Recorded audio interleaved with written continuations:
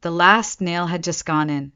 I remember the way the afternoon sun hit the shingles, how the paint on the front door still smelled fresh, how the porch light flickered on as if welcoming me home. My home. I had imagined this moment for months, visualizing myself opening that door, stepping inside, breathing in the space I had poured everything into. But I never got to walk through that door. Instead, I stood at the edge of the gravel path with my duffel bag in one hand and my father's voice echoing like a punch to the chest. Your sister needs it more than you. He didn't even look at me when he said it, just handed me my things and turned back toward the house like it was the most natural thing in the world. Like I hadn't just spent every dollar I had, every weekend, every ounce of energy I owned building that house. For myself, I couldn't move. I kept waiting for someone to say it was a joke, a misunderstanding, a cruel prank gone too far. But no one did. My mom stepped out with that tired smile she wore whenever she was trying to convince herself that what she was doing was reasonable. "You're young, Hannah," she said, smoothing her blouse like she was getting ready for church. "You'll figure something out. Vanessa needs this to start her life." My stomach turned. "You told me this was mine," I said, my voice barely holding together. My mother sighed as if I was making a scene. "It's still part of the family, sweetie, and family helps family." Vanessa stood behind her, arms crossed, not even pretending to feel guilty. "It's not like you were paying rent or anything," she added, voice casual, eyes cold. I almost laughed. I had paid for everything.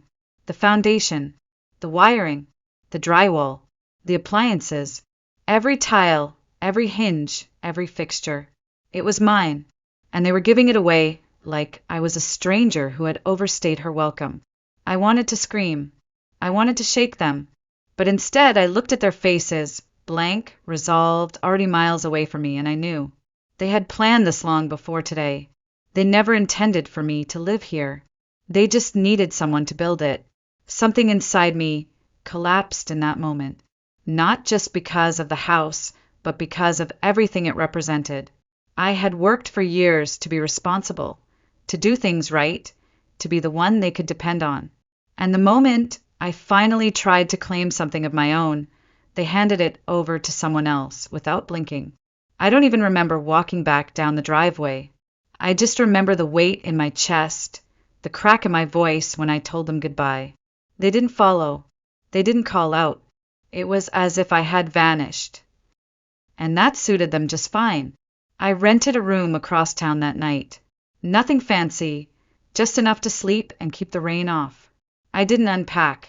I didn't cry. I just stared at the ceiling and thought, what just happened? The silence was louder than anything. For 3 days, I didn't hear a word from them. No texts, no missed calls. I think they expected me to come crawling back, maybe offering to share the space with Vanessa, like a good big sister. But I didn't. I shut off my notifications and let the silence grow, because deep down, I already knew something they didn't. They had cut corners, and that house they took from me, it wasn't ready to be lived in, but they wouldn't find that out. Until it was far too late. It had started with a conversation over iced tea on a quiet Sunday afternoon. My parents had just finished renovating their kitchen and were beaming with pride at how efficient they had become with managing property upgrades. I was helping Mom wipe down the counters when Dad leaned in and said, "Why don't you build something of your own back here?" I blinked. Back here. He pointed toward the backyard. "A guest house. We've got the space. You're always saying the market's impossible for first-time buyers. This could be your chance." Mom chimed in. "It'll always be yours, sweetheart. An investment in your future. You'll still be close to home, but it'll be your own space." I remember that moment so clearly, the way they smiled, like they were handing me a lifeline. I had been scraping by, living in tiny rentals while working long hours as a freelance designer. I wasn't reckless with money. I had no debts. I cooked at home, reused tea bags, tracked every cent.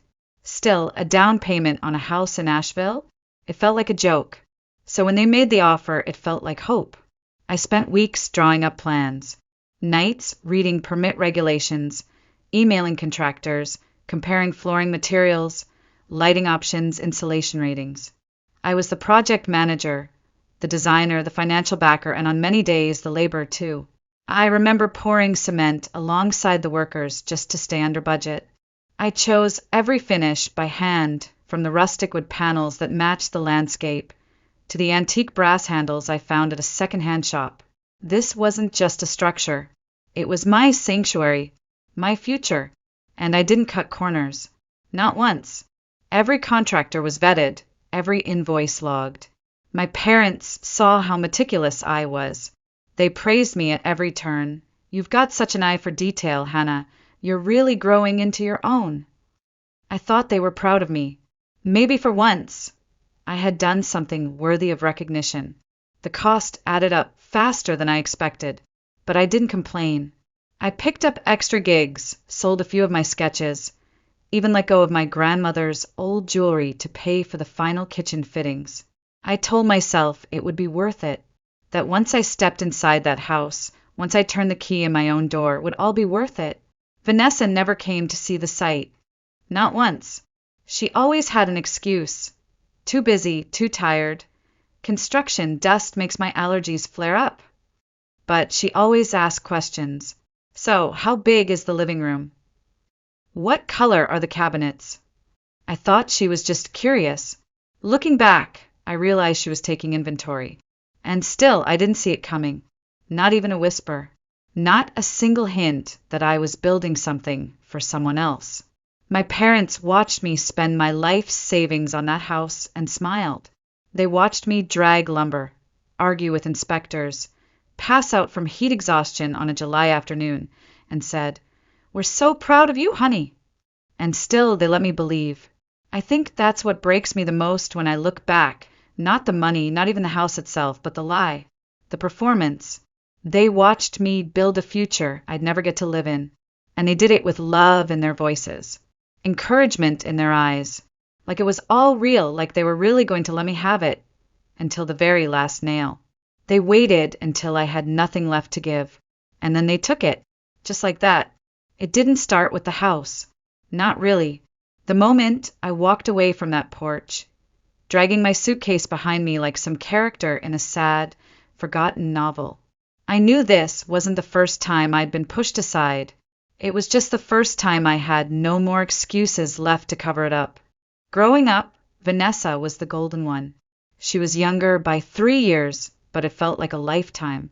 She had the dimples, the wide eyes, the soft voice that always knew when to tremble for sympathy. If we fought over anything at all, it was always my fault. "You're the older one, Hannah. You should know better." If something broke and we both stood there in silence, guess who got blamed? "She's still learning. You need to be a better example." I learned early that fairness didn't live in our house. Responsibility did, but only for me. Vanessa could lie through her teeth, and my parents would smile and say she was creative. She once hid my report card because mine had better grades. When I found it stuffed behind the couch and brought it to Mom, she sighed, "Maybe you shouldn't flaunt your success so much. It makes her feel bad." I was 12 when I realized I wasn't supposed to shine too brightly. Not if it made Vanessa feel small. So I dimmed, quietly, subtly. I let her take the last piece of cake. I apologized first, even when I wasn't wrong. I gave her my headphones, my books, my time. And later, my money, my weekends, my patience. She lost things constantly. Phones, wallets, even her passport once. And it was always me driving across town, calling embassies, staying up late to fix what she broke. And never once did she say thank you. Not really. Not in a way that felt like she meant it. But the moment that still burns in my memory came the summer before college. I had spent the entire year saving every penny from my part-time job at the art supply store, skipped movie nights, packed lunch from home, ignored every sale sign in every window. My goal was simple: buy a used car. Nothing fancy, just something that would get me to campus and back without begging for rides. My parents had even promised, We'll match whatever you save, sweetheart. So I worked. Harder than I ever had. By August, I had $3,400 in the bank. 2 weeks before I was ready to buy the car, Vanessa totaled hers. She wasn't hurt, just careless. And I remember the day so clearly. The sun was out and Mom was humming in the kitchen when I walked in. Dad was on the phone. Vanessa was in tears. And then I heard it. We used your savings, Mom said like it was no big deal. Vanessa needs a car to get to school. You're leaving for college soon anyway. I didn't speak. I couldn't. My throat was dry. My hands numb. You didn't even ask me. I finally managed to whisper. She smiled like I was being silly. We're a family, Hannah. Sometimes we help each other. And Dad, he just shook his head and said, You'll understand when you're older. Well, I'm older now, and I do understand. Just not the way they wanted me to. That was the first time I pulled away. Not fully. I still called. Still came home for holidays. Still bought Vanessa birthday gifts she barely acknowledged. But something in me had changed. I knew, even then, that love in our house had conditions. It was measured by usefulness, by compliance.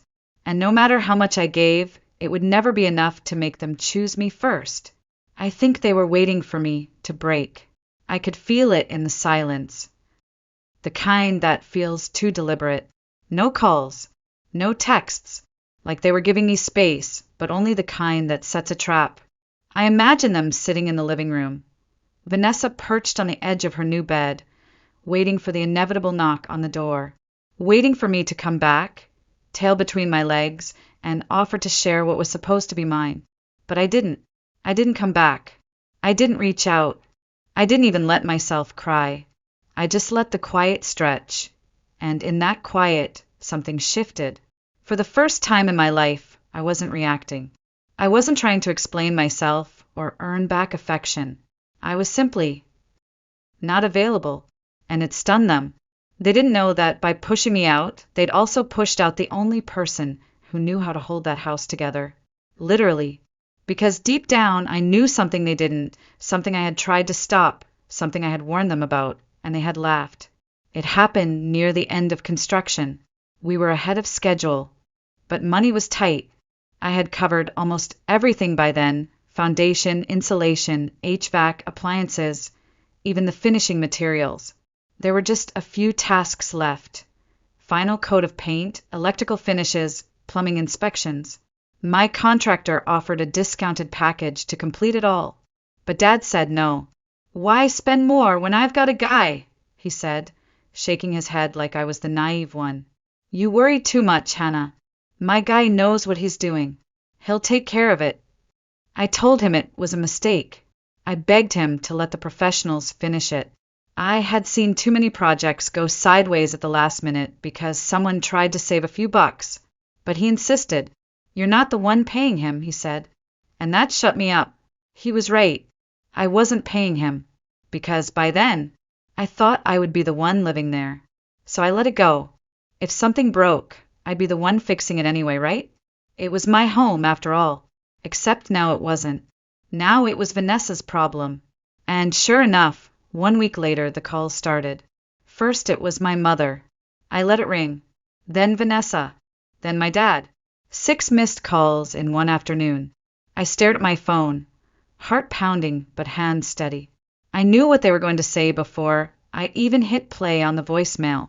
Mom's voice was tight, clipped, not apologetic but irritated.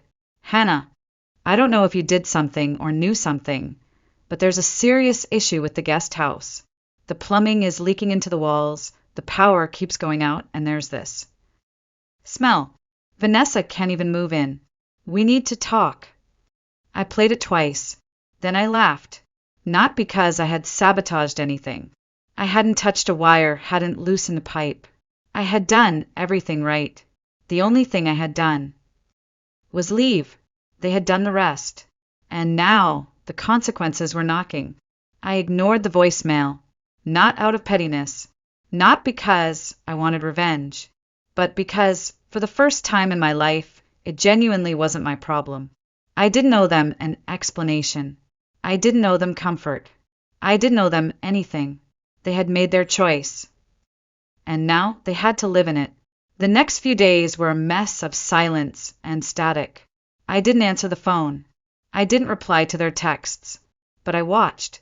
I watched the missed calls pile up, the messages grow more frantic, more desperate, then angry.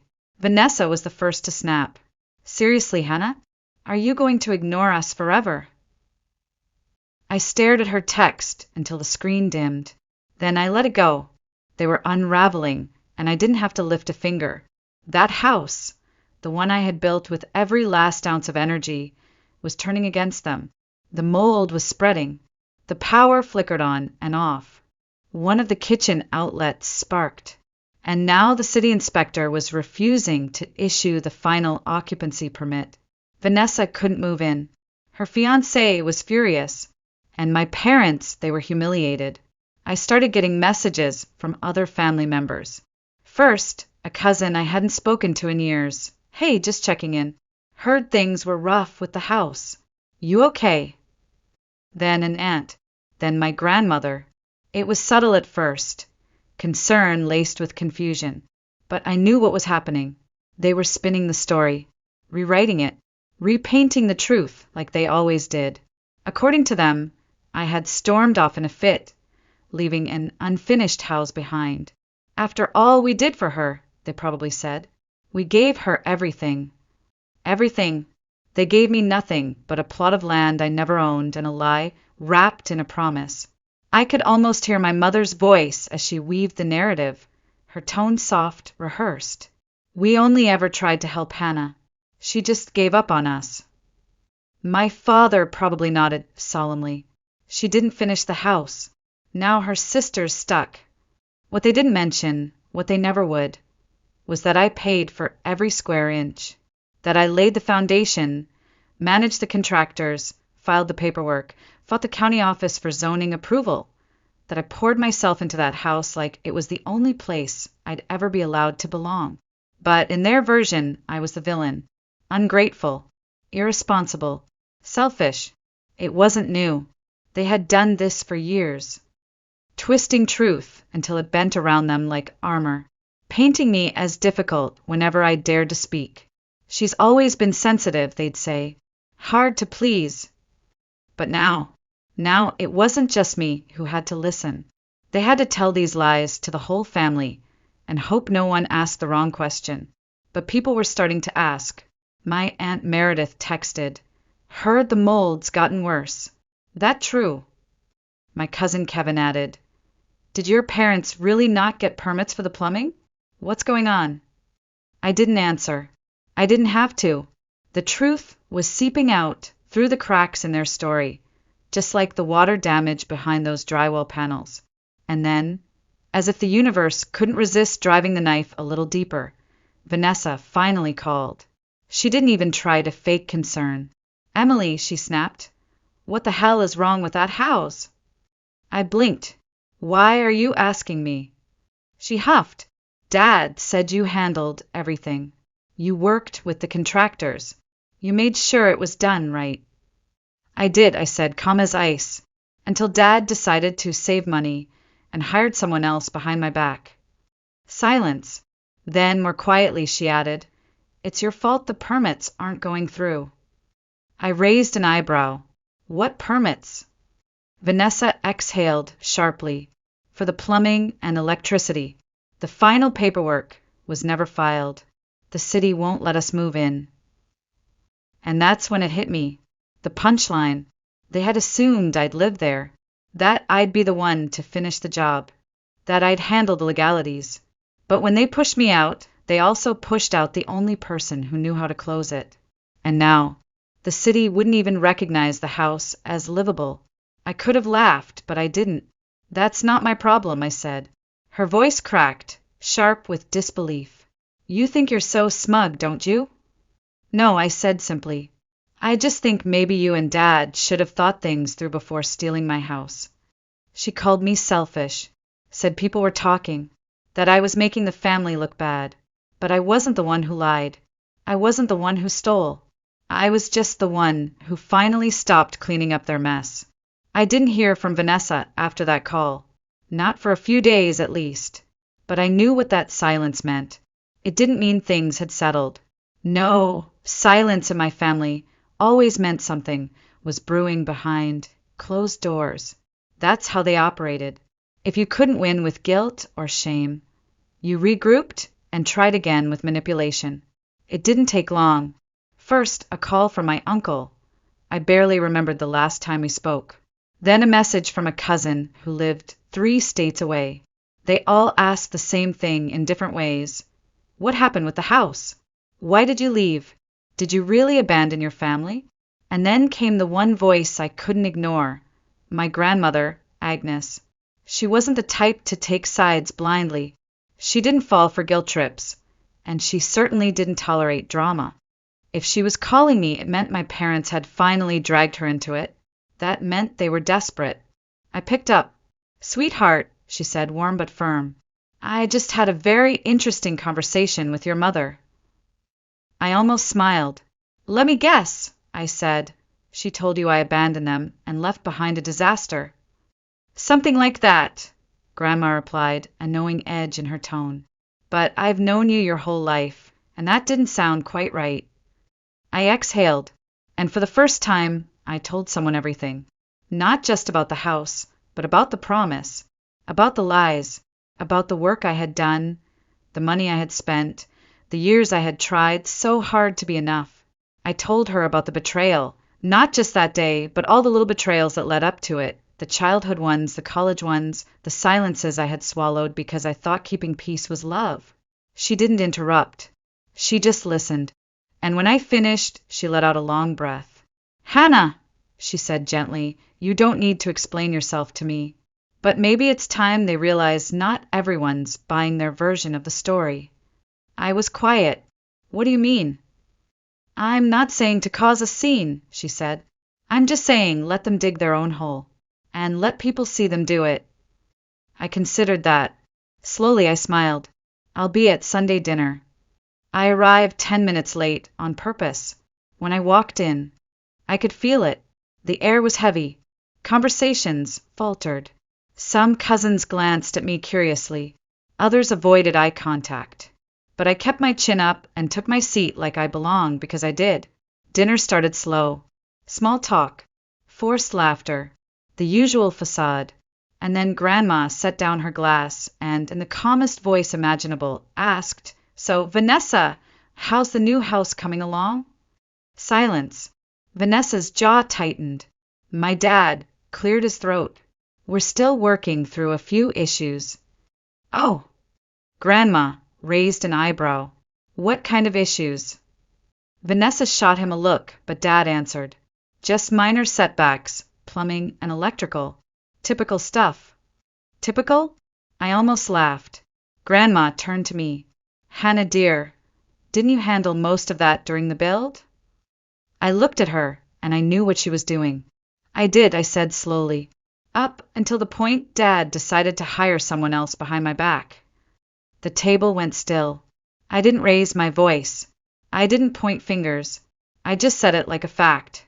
And suddenly, I wasn't the angry daughter. I was the one calmly telling the truth, while they fumbled to protect their lie. I could hear it, the whispers starting. My aunt leaned toward her husband. A cousin shook his head. One of my uncles muttered something under his breath. And that was it. That was the moment. Not a scream, not a fight, just the quiet, undeniable realization rippling across a family dinner table. They lied. They stole. And now they were paying the price. They weren't just losing control of the house. They were losing control of the story. And that was the most satisfying part of all. I left the dinner early. Not in anger. Not in shame. I just didn't need to be there anymore. I walked out with my head high, my heart strangely quiet. For the first time in months, maybe years, I didn't feel like I owed anyone an explanation. Not my parents. Not Vanessa. Not the cousins, still whispering behind their napkins. The truth was already at the table, and it would stay there long after I left. That night, I sat on the edge of my bed in the small studio apartment I now called home. It was nothing like the house I built. The floors creaked, the windows stuck, and the heater made a sound like it was choking on its own dust. But it was mine. Every bill, every decision, every square inch. Mine. My phone buzzed again. 3 missed calls from Mom. 1 message from Vanessa. Are you proud of yourself? You humiliated everyone. I stared at the screen, then turned it off.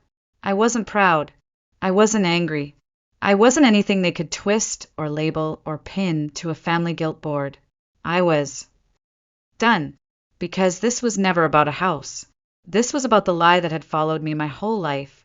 The idea that if I just gave enough, bent far enough, stayed quiet long enough, I would finally be chosen. Finally be loved, not for what I could do, but for who I was. But love like that doesn't exist in families like mine. Not when it's conditional. Not when it's earned only through sacrifice. Not when it crumbles the moment you stop saying yes. And I had finally stopped. In the weeks that followed, things got worse for them. The guest house was officially condemned due to unresolved violations. Vanessa's fiancé left. Apparently, he didn't want to build a life on broken promises and faulty plumbing. The city issued fines. Neighbors started asking questions. And still, they refused to take responsibility. They tried again, of course. My mother called from a different number. My dad sent a handwritten letter. Vanessa emailed me pretending to be apologetic, saying we were all under stress, and maybe we can still fix this. But I didn't reply, because I wasn't angry anymore. I wasn't bitter. I was just free. They had made their choices, and I had made mine. And in the end, maybe that's what real revenge looks like. Not screaming. Not revenge plots. Not lawsuits or public shaming. Just not going back. Letting them sit in the house they stole from me, watching it fall apart day by day, knowing I could have saved them, but didn't, because they were never trying to save me. I walked to the window and looked out across the quiet street. There were no big revelations, no swelling music, no fireworks. Just peace. That was enough. More than enough.